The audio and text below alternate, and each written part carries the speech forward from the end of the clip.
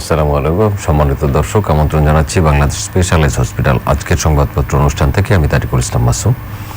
যেখান থেকে আমাদের সাথে যুক্ত হয়েছেন সবাইকে শুভেচ্ছা জানিয়ে শুরু করছি আজকের অনুষ্ঠান। আজ আমাদের সাথে স্টুডিওতে আলোচনার জন্য উপস্থিত আছেন ঢাকা বিশ্ববিদ্যালয়ের শিক্ষক ডক্টর শামীম রেজা। আপনাকে স্বাগত জানাচ্ছি। ভালো আছেন তো?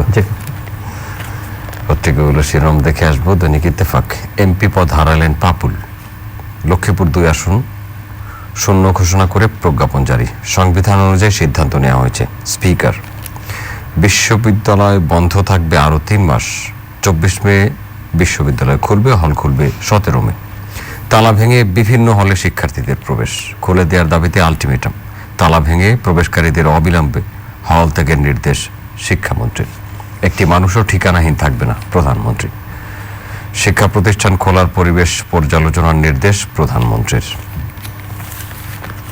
মানব জমিন, হঠাৎ ক্যাম্পাসে উত্তাপ। পাপুলের এমপি পদ শূন্য ঘোষণা। 35 লাখ ছাড়িয়েছে ভ্যাকসিনের নিবন্ধন। 24 মে খুলবে বিশ্ববিদ্যালয়। ওয়াশিংটন যাচ্ছেন পররাষ্ট্রমন্ত্রী। লক্ষ্য, বাইডেন প্রশাসনকে ছোঁয়া। দেশ রূপান্তর, সেই পাপুলার এমপি নেই। ধূমকেতুর মতো উত্থান। বিশেষজ্ঞদের মতামত, সময় উপযোগী সিদ্ধান্ত। পাপুলের পক্ষে বিপক্ষে লক্ষ্মীপুর। সব শিক্ষার্থীকে টিকা দেওয়ার পর হল খুলবে 17 মে। শিক্ষামন্ত্রীর সংবাদ সম্মেলন।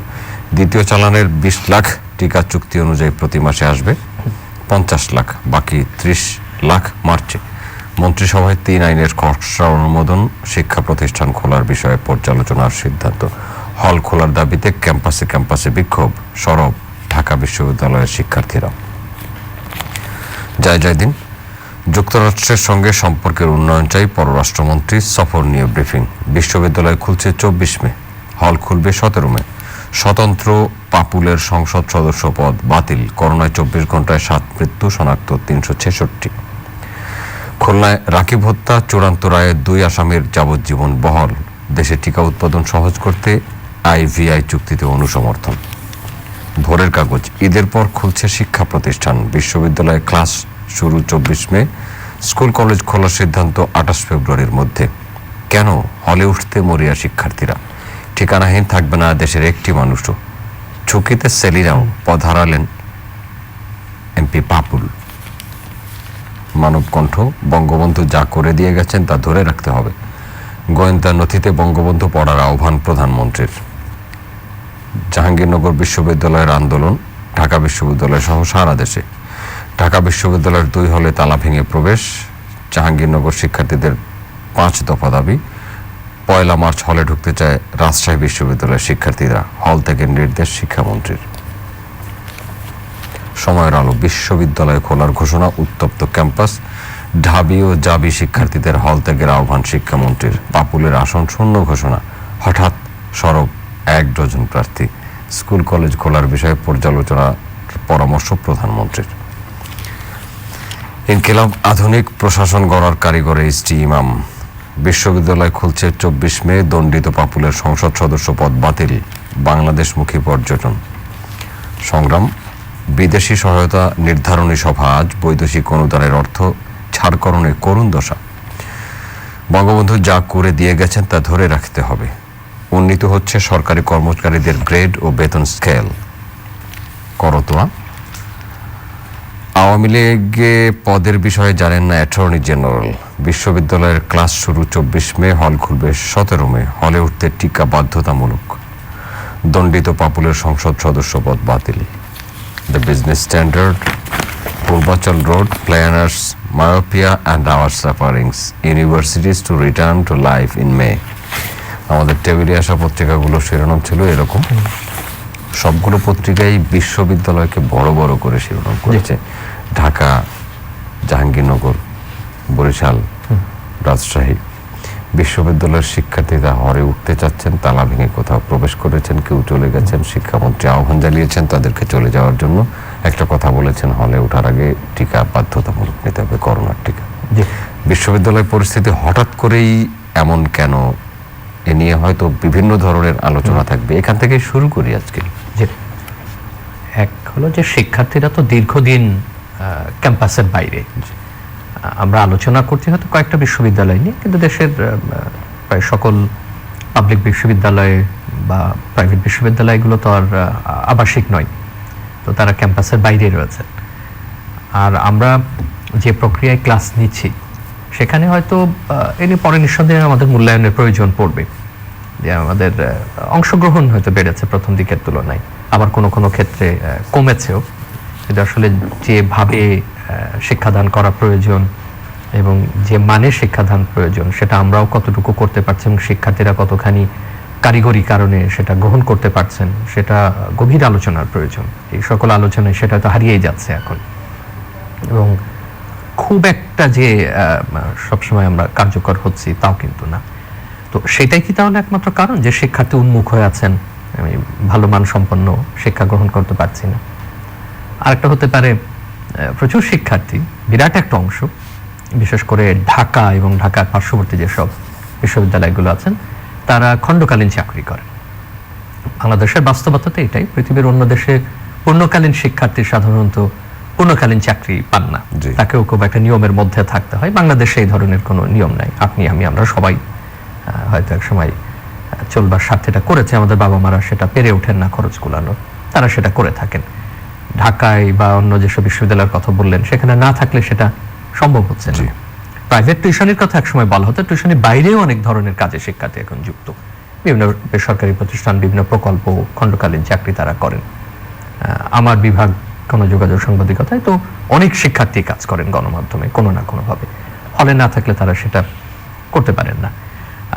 বাস্তবতা এরকম আছে, অনেক শিক্ষার্থীর আসলে যে অবস্থায় তার বাড়িতে তারা আছেন, আমরা ক্লাস নিতে গিয়ে বা তাদের সঙ্গে ব্যক্তিগত আলাপচারিতায় বুঝতে পারছি যে অর্থনৈতিক অবস্থা, বাসস্থান যেখানে তিনি আছেন সেটাও খুব একটা সুখকর না, বা তার জন্য সুবিধাজনক না পড়াশোনাটা চালিয়ে যাওয়া। যে ইন্টারনেট অ্যাক্সেস পান না, থাকে না, অনেক লোকজন আছে, মাঝে মাঝে আমরা টের পাই শব্দ হচ্ছে, সব হচ্ছে, বাড়িতে বসে ক্লাস করতে পারছে না কক্ষে, সেটা একটা কারণ। হলে আসলে আর যত কষ্টই হোক অন্তত হলে আছে, না হলে লাইব্রেরিতে বসতে পারছে, বা হলের লাইব্রেরিতে সেখানেও তারা বসতে পারছে। এরও বাইরে যেটা মনোভঙ্গি, বিশেষ করে যারা সিনিয়র ইয়ার্সে আছেন, অনার্স অথবা স্নাতকের চূড়ান্ত পর্যায়ে, স্নাতকোত্তরের চূড়ান্ত পর্যায়ে, রাগঢাকের কোনো কিছু নেই, তাদের প্রধান আকর্ষণ বিসিএস পরীক্ষা অংশগ্রহণ করা। সাম্প্রতিক বছরগুলোতে অন্য সবকিছুতে ছাড়িয়ে ছাপিয়ে গেছে বিসিএস পরীক্ষায় তার অংশগ্রহণের যে বিষয়টা। এবং তারা বিভিন্ন সময় আপনি গণমাধ্যমে রিপোর্টও দেখেছেন, খুব সকাল থেকে কাকডাকা ভোর থেকে তারা লাইন দিচ্ছে কেন্দ্রীয় গ্রন্থাগারের বাইরে, হলের পাঠকক্ষগুলো তারা ব্যবহার করছেন বিসিএস এর প্রস্তুতির জন্য। তার বিশ্ববিদ্যালয় এখন বিসিএস যারা আগ্রহী তাদের প্রস্তুতির জন্য অত্যন্ত বড় একটা জায়গা। এখন এতগুলো কারণ, হলের বাইরে থেকে তো করাটা সম্ভব, কিন্তু আমার কাছে এখন যেটা মনে হচ্ছে যে একক একটা বলা তো কঠিন, কারণ যতগুলো বললাম এক এক গোষ্ঠীর, এক এক বর্ষের শিক্ষার্থীর এক এক রকম চাহিদা রয়েছে। সম্ভবত যে কারণে হঠাৎ করে এই চাপটা বেড়েছে, জাহাঙ্গীরনগরের আলোচনাটা হয়তো একটু ভিন্ন হতে পারে। সেটা একটা কারণ যে বিসিএস এর একটা তারিখ ছিল, যেমন ঢাকা বিশ্ববিদ্যালয় আগামী মাসের মাঝামাঝি সময় খোলবার একটা সিদ্ধান্ত নিয়েছিলেন, শর্ত সাপেক্ষে যে প্রথমে স্নাতকোত্তর পর্যায়ে যারা তাদের পরীক্ষা হবে, তারা বেরিয়ে যাওয়ার পরে স্নাতক পর্যায়ে এইভাবে ধারাবাহিকভাবে পর্যায়ক্রমে আমরা অন্যদের পরীক্ষা নেব। এখন বিসিএস এর তারিখ ছিল, সুতরাং একটা চাপ সৃষ্টি হওয়া খুবই স্বাভাবিক। আমার যেটা মনে হয়, যদি এখন যে নির্দেশনা সরকার দিয়েছেন সেটা তো আজকেই জানা গেছে, হঠাৎ করে বিশ্ববিদ্যালয়গুলোর পক্ষে এটা খুব কঠিন এই মুহূর্তে কোনো একটা মত সেখানে দেওয়া, যে কারোর পক্ষে, কর্তৃপক্ষের পক্ষে। যেমন ঢাকা বিশ্ববিদ্যালয়ে তার একটা তারিখ ছিল, এখন রাষ্ট্রীয়ভাবে যখন একটা তারিখ সিদ্ধান্ত নেওয়া, মনে রাখতে হবে সময়টা অত্যন্ত জরুরি, একটা স্পর্শকাতর, খুব স্পর্শকাতর। এবং রাষ্ট্র যুদ্ধকালীন সময় কিংবা মহামারীর সময় পৃথিবীর সব রাষ্ট্রই তার কিছু ক্ষমতা প্রয়োগের অধিকার রাখেন, নির্দেশনা দেবার অধিকার রাখেন, নতুন আইন জারি করার প্রজ্ঞাপনের অধিকার রাখেন। আমি বলছি না যে এটা একেবারে সব ক্ষেত্রে সবসময় কার্যকর হয়, এটা সাধারণ অনুশীলন আমরা দেখি। আর এটা এমন একটা পরিস্থিতি যেখানে যার সঙ্গে স্বাস্থ্য ব্যবস্থা, টিকা প্রদান আমরা কিভাবে ব্যবস্থাপনা করবে, এর রাষ্ট্রের আবার একটা পরিকল্পনা আছে, সরকারের একটা পরিকল্পনা আছে। আমরা কেউই তার বাইরে না, আপনি আমি যে গণমাধ্যমে কথা বলছি আমাদেরকেও সেটা মেনে চলতে হচ্ছে। শিক্ষা প্রতিষ্ঠানগুলো একই রকম, উচ্চ শিক্ষা প্রতিষ্ঠান বিশেষ করে যাদের আবাসিক ব্যবস্থা আছে, যদি আবাসিক ব্যবস্থা না থাকতো তাহলে হয়তো আপনি অন্যরকম বলতেন। তো এই পরিস্থিতিতে কোন কোন যেমন ঢাকা বিশ্ববিদ্যালয়ে আগামীকাল সভা রয়েছে, তারা হয়তো তাদের পূর্বের ঘোষণা, সরকারের এখনকার যে নির্দেশনা, দুটার মাঝে কি ধরনের ব্যবস্থা নেবেন সেটা কালকে জানা যাবে। অন্য বিশ্ববিদ্যালয়গুলো নিঃসন্দেহে আলোচনা করবেন। ঢাকায় যে আলটিমেটাম দিয়েছে গণমাধ্যমে পড়ছিলাম যে তারা সেটা প্রত্যাহার করে আগামীকাল পর্যন্ত অপেক্ষা করবেন। অন্য বিশ্ববিদ্যালয় এক এক জায়গায় এক এক রকম। এখন একটা বিষয় খেয়াল রাখতে হবে যে আজ হোক কাল হোক আমাদের তো খুলতে হবে, খোলার সময়টা নিয়ে বিষয়। তো সময়টা যদি এই আমাদের অত্যন্ত আকর্ষণীয় যে বিষয়টা শিক্ষার্থীদের কাছে বিসিএস পরীক্ষা অংশগ্রহণ করা, সেটা একটা গুরুত্বপূর্ণ অনুষঙ্গ হয়ে থাকে যারা স্নাতকের চূড়ান্ত পর্যন্ত, স্নাতকোত্তরের চূড়ান্ত পর্যায়ে, তাহলে সেই তারিখটা যদি সরকার একটু নির্দিষ্ট করে 2-1 মধ্যে ঘোষণা করেন, আচ্ছা যেমন বলা হয়েছে এটা পেছানো হবে, তাহলে একটা তারা আশ্বস্ত হতে পারেন যে এত তাড়াহুড়ো না করলেও তাদের চলবে, তার একটা সময় পাচ্ছেন। আর এমনি খোলবার সময়টা ছিল আগামী হয়তো 3 সপ্তাহ বা 4 সপ্তাহের মধ্যে, সময়টা পিছিয়ে হয়তো 8 সপ্তাহ মতো হচ্ছে। তার মধ্যে মনে রাখতে হবে যে এর মধ্যে কিন্তু রমজান এবং ঈদের সময় আছে। রমজানের সময় বিশ্ববিদ্যালয় পুরোপুরি বন্ধ হয় না, কোনো বিশ্ববিদ্যালয় পুরো বন্ধ হয় না, কিন্তু তখন কিন্তু অতিরিক্ত কিছু চাপ থাকে। ইফতারের আয়োজন করা, সেহরির আয়োজন করা, বিশ্ববিদ্যালয়গুলো একটা বিরাট আয়োজনে পরিণত হয়। মাঠ থেকে শুরু করে কোনো উন্মুক্ত জায়গা বাকি থাকে না। বিশ্ববিদ্যালয়ের লোক বাইরের যারা আছেন, এটা একটা ধর্মীয় অনুষ্ঠান, আপনি কাউকে না করতে পারেন না, তখন স্বাস্থ্যবিধি মানার কিন্তু একটা প্রসঙ্গ সেখানে উঠবে। অনেকগুলো তারাবির নামাজের জন্য প্রত্যেক হলে হলে আলাদা আয়োজন করতে, কেন্দ্রীয়ভাবে আয়োজন করতে, এবং সেটা খুব এত মানুষ আপনি স্বাস্থ্যবিধি মেনে জায়গা দেওয়াটাও কিন্তু কঠিন। এই আলোচনাগুলো হয়তো এখন ওঠেনি, কিন্তু উঠবে। তার চাইতে যেটা বড় ব্যাপার, শিক্ষার্থী হলে ঢুকতে চাইছেন, শিক্ষক যারা আছেন তাদের কি হবে, কর্মচারী যারা আছেন তাদের কি হবে, কর্মকর্তা যারা আছেন তাদের কি হবে। স্বাস্থ্য তো একা আপনার না, স্বাস্থ্য তো একা শিক্ষার্থীর না, শিক্ষক, কর্মচারী, কর্মকর্তা, তার পরিবার, শিক্ষার্থী এবং তার পরিবার, প্রত্যেকে মিলে কিন্তু এটা, এবং সেটাও বিবেচনায় রাখতে হবে আমাদের প্রত্যেককে। আমরা শিক্ষকরা যখন কথা বলছি আমাদের খেয়াল রাখতে হবে আমার শিক্ষার্থীর কি হবে। শিক্ষার্থী যখন হলে ঢুকতে চেষ্টা করছেন, বা হলে তো আসতেই হবে তাকে, না হলে চলবে কিভাবে, তখন এটাও আমাদের স্মরণ রাখতে হবে যে সেখানে শত শত কর্মচারী আছেন, কর্মকর্তা আছেন, তাদের পরিবার আছেন। সুতরাং হাজার হাজার মানুষকে আমার একটা স্বাস্থ্য ব্যবস্থার মধ্যে এনে তারপরে আমাকে সেটা নিশ্চিত করতে হবে। তার উপরে স্মরণ রাখতে হবে যে এর আগে সর্বশেষ যখন হল ত্যাগ করতে বলা হয়েছিল পরিস্থিতির কারণে, তখন কি প্রত্যেকে যার যার জায়গায় আমরা স্থান দিতে পেরেছিলাম, যে যার যার আসন বা যার যার বিছানা সেই কেবল সেখানে থাকবে, একটা কক্ষে যে কয়টা আসন বিন্যাস আছে সেই কয়জনই সেখানে থাকবে। আমাদের সর্বশেষ প্রস্তুতি ছিল আমার বিশ্ববিদ্যালয়ে যে মাস্টার্স এবং অনার্স তারপরে পর্যায়ক্রমে অন্যরা আসবে। এখন কি হবে? এখন কি খুলে দেওয়ার পর সবাই আসবে? তার মানে আমার যেটা ধারণা সেটা হলো সরকারের এই ঘোষণা এবং কোনো বিশ্ববিদ্যালয়ে যদি পূর্ববর্তী ঘোষণা থাকে তাহলে সেটা নিয়ে বসা, যে তার মাঝে কোথায়। যদি সরকারি ঘোষণার সঙ্গে আমাদের মেনে চলতে হয় যেটা রাষ্ট্রীয় ঘোষণা হিসাবে, তাহলে দ্রুততম সময়ের মধ্যে বিসিএস পরীক্ষাটা কবে হবে সেই সম্ভব একটা মাসের ধারণা পেলেও, তারিখ না হোক, শিক্ষার্থীরা আশ্বস্ত হতে পারেন। এবং যে প্রস্তাবটা দেওয়া হয়েছে সেটা বাস্তবায়ন হবে কি কি ধাপে, টিকার যে কথাটা, যে কেউ টিকা ছাড়া হলে যাবেন না, এবং আজ হোক কাল হোক সমস্ত বিশ্ববিদ্যালয়ের প্রসঙ্গ উঠবে যে নির্দিষ্ট সিটে তাদেরকে উঠিয়ে দেওয়া, এবং আবার কি আপনি ফিরে এসে সে অস্বাস্থ্যকর অবস্থার মধ্যে পড়বেন। এর আগে গণমাধ্যমে আমরা অসংখ্য রিপোর্ট করেছে বিশ্ববিদ্যালয়গুলো নিয়ে। তো সবগুলো কিন্তু বিবেচনায় রাখতে হবে। আমরা তো সর্বাত্মকরণেই চাইছি যে শিক্ষার্থী ফিরুক, আমরা আবার ক্লাসে মুখোমুখি ক্লাসে ফিরে যেতে চাই, কারণ অনলাইন শিক্ষা ব্যবস্থা এক জিনিস আর অনলাইনে শিক্ষাদান করা আর এক জিনিস। এটা তো আমরা এটার জন্য প্রস্তুত ছিলাম না, তো সেটাও আমরা আসলে ওইভাবে কার্যকর করতে পারছি না অনেক ক্ষেত্রে। আমার মনে হয় যে শিক্ষার্থীদের যে কোনো কষ্ট তো আমাদেরকে ভাবিয়ে তোলে, স্বাভাবিক আমরা খুব দুর্বল হয়ে পড়ি, আমরা কষ্টে ভুগি। শিক্ষার্থীরা কোথায় আছে, যে যারা আসলো তারা এখন আবার ফিরে গিয়ে কোথায় থাকবে, কি করবে, সেই ভাবনা আপনার আমার অভিভাবকদের মধ্যে প্রত্যেকেই আমরা এটা নিয়ে চিন্তা করি। কিন্তু এই কথাগুলো বিবেচনায় রাখতে হবে, রেখে আমার মনে হয় যে, এবং বিশ্ববিদ্যালয় যদি 2-1 মধ্যে সবাই যে যার সুবিধাজনক সময় তারা মিটিং করবেন, সভা করবেন, সেখানে সুনির্দিষ্ট একটা কর্মপরিকল্পনা আসা, যে সেটা 4 সপ্তাহ পরে হোক, 8 সপ্তাহ পরে হোক, বা সরকার ঘোষিত যে সময় সেটাই যদি সবাইকে মানতে হয়, তাহলে ধাপে ধাপে কিভাবে বিশ্ববিদ্যালয়গুলো সেটা বাস্তবায়ন করবে। বিশ্ববিদ্যালয়গুলোর সামনে তো আরো একটা পরীক্ষা আছে, বিশ্ববিদ্যালয় ভর্তি পরীক্ষা। তো তার মানে আপনি বুঝতে পারছেন যে সেটা আরো লক্ষ লক্ষ মানুষের সমাগম। তো সবগুলো বিবেচনায় নিয়ে, মানে আপনি ভালো কথা স্মরণ করে দিয়েছেন, যে ফিরে আসা, আমার নির্দিষ্ট জায়গা যাওয়া, স্বাস্থ্যবিধি মেনে চলা, ভর্তি পরীক্ষা, সামনে বিসিএস পরীক্ষা, এবং প্রত্যেকের স্বাস্থ্য ব্যবস্থা নিশ্চিত করা। আমি অসুস্থ হলে আমি শিক্ষার্থীকে ক্লাস আমি নিতে পারবো না, আমার শিক্ষার্থী যদি কারণে আমি ক্ষতিগ্রস্ত হয় আমারও কিন্তু কোনো কাজ হবে না। হলের বা বিশ্ববিদ্যালয়ের কর্মচারী কর্মকর্তারা যদি কাজ না করতে পারে, আপনি বিশ্ববিদ্যালয় চালাতে পারবেন। এবং মনে রাখতে হবে যেটা শহরের মাঝে বা শহরের উপকণ্ঠে বিশ্ববিদ্যালয়গুলো স্থাপিত, সেখানকার নাগরিকদেরও যাতে কোনো অসুবিধা তৈরি না হয় সে দায়িত্বও কিন্তু বিশ্ববিদ্যালয় কমিউনিটির রয়েছে। তারা তো বসে থাকবেন না। ঢাকা বিশ্ববিদ্যালয়ের সাথে নীলক্ষেতে যাবেন, বক্সিবাজারের দিকে যাবেন, চাঙ্কারপুলে যাবেন, শাহবাগে যাবেন, হাতিরপুলে যাবেন, নিউ মার্কেটে যাবেন, সে দায়িত্বও কিন্তু আমাদের সচেতন ভাবে আমরা সেটা মনে রাখতে হবে। একই রকম অন্যান্য বিশ্ববিদ্যালয়ের ক্ষেত্রে প্রযোজ্য।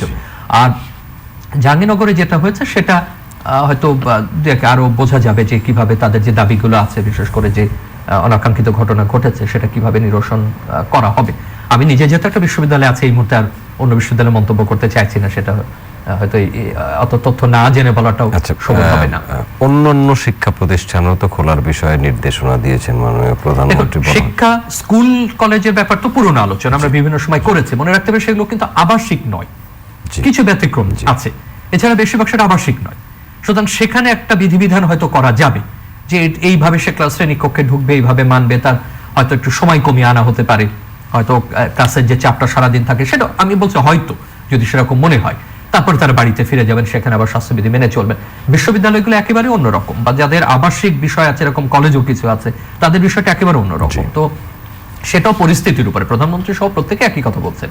আমরা বারবার উদাহরণ দিই যে সবচেয়ে উন্নত দেশগুলোতে আপনি দেখেছেন খোলা হয়েছে আবার বন্ধ করা হয়েছে, আবার খোলা হয়েছে আবার বন্ধ করা হয়েছে। কারণ শিশু নিজে তো ভালনারেবল হতেই পারে, আবার সে অন্যকে বিপন্ন করতে পারে। সো দুদিক থেকে ঝুঁকি রয়েছে। তো আমরা যে আলোচনা শুরুতে করছিলাম তার থেকে এই আলোচনাটা একটু একটু একটু একটু ভিন্নতর। আমার দৃঢ় বিশ্বাস যে আমরা যে আলোচনাগুলো করলাম যদি একটা সুনির্দিষ্ট রূপরেখা বিশ্ববিদ্যালয়গুলো প্রদান করে তাদের দিক থেকে, যে এই ধাপে ধাপে আমরা কাজটা করি, এবং একই সঙ্গে সরকারের দিক থেকেও যদি এই সুপিরিয়র পরীক্ষার ব্যাপারে একটা তারিখ বা একটা নিশ্চয়তা পাওয়া যায় সুনির্দিষ্ট, এমনি তাদের আশ্বস্ত করেছেন, আমার মনে হয় যে এটার একটা সমাধানে আসা যাবে। একজন জাতীয় সংসদের সদস্য কুয়েতে দণ্ডিত হয়েছেন, তার কাগজপত্র এসছে, রায়ের বাংলাদেশে গেজেট প্রকাশ হয়েছে, মাননীয় স্পিকার জানিয়েছেন তার সদস্যপদ বাতিল হয়েছে লক্ষ্মীপুর 2 আসনের। খুব স্পষ্ট আলোচনা, জি, যে কিন্তু এই আলোচনা তো পাঠকরা সবাই জানেন, কুয়েতে কি ঘটেছে, তারপরে কি তার জেল হয়েছে, এখান থেকে বিধি অনুযায়ী সাংবিধানিক রীতি অনুযায়ী তার সদস্যপদ গেছে, সংসদ সদস্যপদ। আমাদের আমরা যেন ভুলে না যাই কারা তাকে এই পর্যায়ে এনেছেন, সেটাই সবসময় গুরুত্বপূর্ণ আলোচনা। আর যেন এমন না হয়। স্বতন্ত্র সাংসদ হওয়া খুব সহজ কাজ না এখনকার যুগে, একটা রাজনৈতিক প্রভাব রয়েছে। এখন যারা সরকারে আছেন তারা অত্যন্ত শক্তিশালী, দীর্ঘদিন তারা আছেন, সেখানে তো হঠাৎ করে কেউ স্বতন্ত্র দাঁড়াবেন খুব সহজ কাজ না, যদি না ওই মানের জনপ্রিয় ব্যক্তি হন, ওই মানের সুপরিচিত ব্যক্তি হন এবং এলাকায় তার সেই দৃঢ়তা নেতৃত্ব থাকে। তো যাকে দণ্ড দেওয়া হয়েছে আমি জানি না যে তার কোন নেতৃত্বের বলে, কোন জনপ্রিয়তার বলে, কোন ভাবমূর্তির বলে, বা কোন জাতীয় পরিচিতির কারণে, আঞ্চলিক পরিচিতির কারণে তিনি স্বতন্ত্র সংসদ হতে পেরেছিলেন। নিঃসন্দেহে সেই ক্যারিশমা তার ছিল। আর যদি সেই ক্যারিশমা তার না থেকে থাকে, তাহলে যারা ক্যারিশমা তৈরিতে সহায়ক ভূমিকা পালন করেছিলেন আমি মনে করি যে তাদেরও একটু সতর্ক থাকা উচিত যে এই ধরনের ঘটনা না ঘটে। আর দ্বিতীয়, আমরা যত সহজে আলোচনাটা করছি, যেখানে আমাদের অভিবাসী কর্মী পাঠানোর একটা বড় ধরনের স্বার্থ রয়েছে, সেখানে দীর্ঘমেয়াদী কি প্রভাব ঘটে সেটাও দেখবার বিষয়। যারা কূটনৈতিক পর্যায়ে সেখানে কাজ করছেন, এই যে ক্ষতিটা হলো সেটা নিঃসন্দেহে এই ড্যামেজ কন্ট্রোলের জন্য তারা সেখানে ব্যবস্থা নেবেন, সেখানে কথা বলবেন, গণমাধ্যমের সঙ্গে যোগাযোগ রাখবেন, তাদের যারা নাগরিক সমাজে আছেন কিংবা যারা নীতি নির্ধারণী আছেন তাদের সঙ্গে যোগাযোগ রাখবেন যে এটার কারণে সেখানে আমাদের অভিবাসী কর্মী পাঠানো ক্ষতিগ্রস্ত না হয়। এবং একই রকম ভাবে উপসাগরীয় অঞ্চল অন্যান্য যে সমস্ত দেশে আমাদের অভিবাসী আমরা পাঠিয়ে থাকি, সেই জায়গাগুলোতে আমাদের সতর্ক থাকা উচিত যে এই ধরনের চক্র তৈরি না হয়। এবং একই সঙ্গে যে চক্রের সঙ্গে তিনি যুক্ত হয়েছিলেন, যে প্রক্রিয়ার সঙ্গে, সেটা আবার আরেকটা স্তরে, তো তার সঙ্গে একা তিনি নিশ্চয়ই করেননি, আরো অনেক লোকের যুক্ততা ছিল, অনেক প্রক্রিয়ার গাফিলতি ছিল, অনেক ফাঁকফোকর নিশ্চয় ছিল। তো এই আলোচনা আমরা হয়তো এই সংক্ষিপ্ত অনুষ্ঠানে করা সম্ভব হয়ে উঠবে না। তো যারা দীর্ঘদিন এই সংবাদ পড়ছেন, দেখছেন, অনুসন্ধানী প্রতিবেদনগুলো দেখছেন, তারা নিশ্চয়ই এটাই চাইবেন যে এটা কখনোই যেন না ঘটে, এত বড় ধরনের ক্ষতিকর কোনো ঘটনা। আর এটা যে পথ খালি হয়েছে সেটাও নিঃসন্দেহে একটা দৃষ্টান্ত যেরকম। এবং মাঝে মধ্যে আমরা ব্যত্যয়ের আরো কিছু কথা শুনি, সেসব ক্ষেত্রে অন্তত কিছু না হোক যদি ভৎসনা করবারও সুযোগ থাকে, সেটা আমি মনে করি যে উপকারে আসবে। আচ্ছা, এখন তো সেখানে আবার নতুন করে নির্বাচন উপনির্বাচন হবে সেখানে। আর এই ভদ্রলোকের স্ত্রীও নারী কোটায় স্বতন্ত্র হিসেবে জাতীয় সংসদের সদস্য, তিনি অবশ্য আইনের আশ্রয় আছেন বা আদালতে আছে বিষয়টি, সেই বিষয়ে সংরক্ষিত আসনে অনেক বিবেচনায় হয়ে থাকে। এখন যেহেতু তিনি একটা প্রক্রিয়ার মধ্যে আছেন, আমরা ওই বিশেষণে না যাই বা কোনো আলোচনায় না যাই। যিনি শাস্তিপ্রাপ্ত হয়েছেন তার উপরেই আপাতত আলোকপাত করি। তার ব্যাপারটা আরো স্পষ্ট হলে জানা যাবে যে সেটা কি হবে। বাংলাদেশের পররাষ্ট্রমন্ত্রী ওয়াশিংটনে গেছেন। জো বাইডেনের এই অ্যাডমিনিস্ট্রেশনের সাথে বাংলাদেশের সম্পর্ক কি হবে বা কি করা যেতে পারে, বা বাংলাদেশ কি পেতে পারে, বাংলাদেশ কি দিতে পারে, বাংলাদেশ কতখানি অর্জন করতে পারে, বাংলাদেশের সম্পর্ক। না, আমরা তো বরাবরই আলোচনা করছি যে এখন আমাদের যে সক্ষমতা, আমাদের যে পরিচিতি, আমাদের যে সামর্থ্য, তাতে আমরা তো নিশ্চয়ই মার্কিন প্রশাসনের কাছ থেকে একটু অন্য দৃষ্টি আশা করতেই পারি। আমাদের কূটনৈতিক আলোচনায় বিভিন্ন ধরনের স্কুল অফ থটস প্রচলিত আছে যে আমাদেরকে না দেখে অন্যের চোখ দিয়ে ঢাকাকে দেখা হয়, বাংলাদেশকে দেখা হয়। আমরা তো সেই পর্যায়ে এখন আর নাই। জাতিসংঘের শান্তিরক্ষিতে আমাদের অবদান, আমাদের অর্থনৈতিক উন্নয়ন, আমাদের বড় ডায়াসপোরা, আমি সবসময় ডায়াসপোরার কথা বলি, এটা একটা বিরাট শক্তি আমাদের। আমাদের সামগ্রিক সময় সূচকের বিভিন্ন অগ্রগতি, আমাদের তৈরি পোশাক খাত বলেন, সবকিছু মিলে, এবং আমরা এটা তো সত্যি কথা যে 25-30 নম্বর অর্থনীতির দিকে আমরা এগিয়ে যাচ্ছি। অতএব মার্কিন প্রশাসন বা যারাই বিশ্ব মোড়ল থাকবেন তারা আমাদেরকে একটু সুদৃষ্টি দেবেন, অন্তত পাশে ভাই বলে সমকাতারে দাঁড়াবেন, সেটা তো আমরা প্রত্যাশা করতেই পারি। এবং আন্তর্জাতিক পর্যায়ে আপনি যখন ওঠেন তখন তো কেবলমাত্র আপনি পেটে ভাতে থাকবার জন্য ওঠেন না। আমরা হেজিমনিক রাষ্ট্র না, বা আমরা পৃথিবীর বিরাট সামরিক শক্তিধর রাষ্ট্র হিসাবে আত্মপ্রকাশ করতে যাচ্ছি না, কিন্তু নিঃসন্দেহে আমরা একটা শক্তিশালী মর্যাদাপূর্ণ দেশ হিসেবে, জাতি হিসেবে আত্মপ্রকাশ করতে চাই। সেক্ষেত্রে মার্কিনে আমাদেরকে সেই মর্যাদা সম্মানের চোখে দেখবেন, সেই প্রত্যাশাই করি। ধন্যবাদ আপনাকে আমাদের সাথে থাকার জন্য। দর্শক, আপনাদেরকে ধন্যবাদ এতক্ষণ আমাদের সাথে থাকার জন্য। আগামী অনুষ্ঠান দেখার আমন্ত্রণ রইল। দেখা হতে পারে আগামী অনুষ্ঠানে। ভালো থাকবেন সবাই। আপনাদের সবার জন্য শুভকামনা রইল।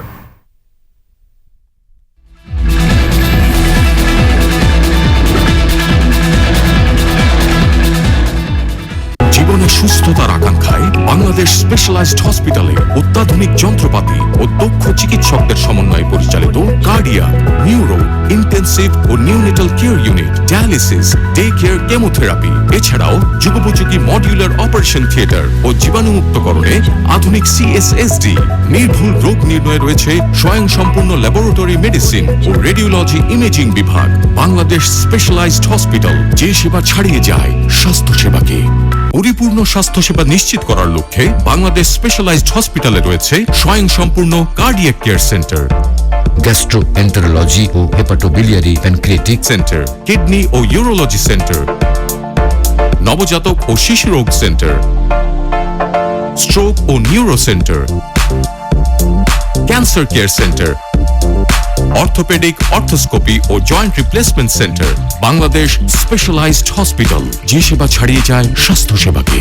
ভালোবাসা থেকে শুরু হয় জীবন। পৃথিবী দেখে সম্পর্কের রূপ, শ্রদ্ধায়, সম্মানে, আকাঙ্ক্ষায়, স্নেহ, আদরে এগিয়ে চলে জীবন। সেই এগিয়ে চলা জীবনের সুস্থতার আকাঙ্ক্ষায় একদল বিশেষজ্ঞ চিকিৎসক, সুপ্রশিক্ষিত ডাক্তার, নার্স ও দক্ষ হাসপাতাল কর্মীর সমন্বয়ে 260 বেড নিয়ে গঠিত বাংলাদেশ স্পেশালাইজড হসপিটাল, যেখানে সর্বদা প্রস্তুত হাসপাতালটির জরুরি বিভাগ। এছাড়াও রয়েছে সকল ধরনের তথ্যের জন্য 24 ঘন্টা patient call centre. Bangladesh specialised hospital, যে সেবা ছাড়িয়ে যায় স্বাস্থ্য সেবাকেও।